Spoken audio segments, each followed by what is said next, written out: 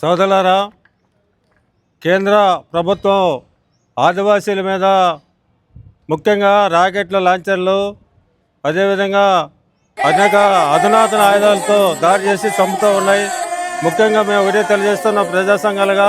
ఆదివాసీల మీద దాడులు నిలుపుదల చేయాలని, అక్కడ ఉన్న పోలీస్ క్యాంపులు ఎత్తివేయాలని,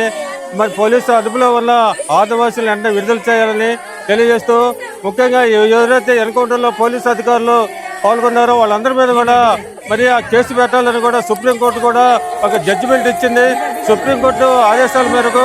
ఎవరైతే ఎన్కౌంటర్లో పాల్గొన్నారో పోలీసు అధికారుల మీద కూడా చర్య తీసుకోవాలని, అదేవిధంగా ఎన్కౌంటర్ల అన్నిటి మీద కూడా సుప్రీంకోర్టు జడ్జి చేత న్యాయ విచారణ జరిపించాలని, ఈ నరమేధాన్ని సిపిఐ, సిపిఎం, ఎర్రజెండా పార్టీలు కూడా అందరూ కూడా ఖండించాలని, ఆదివాసీలు చేస్తున్న పోరాటాలకు మీరు కూడా మద్దతు తెలియజేయాలని ఈ సందర్భంగా మేము కోరుతూ ఉన్నాం.